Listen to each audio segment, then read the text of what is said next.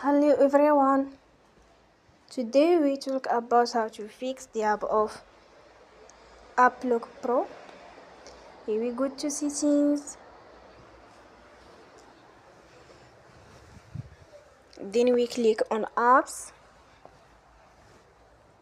After that we search the app Applock Pro and we click. Then will on for stop. After that we go to storage. Then we click on clear cache. In the end, turn your phone and you will recharge your phone again.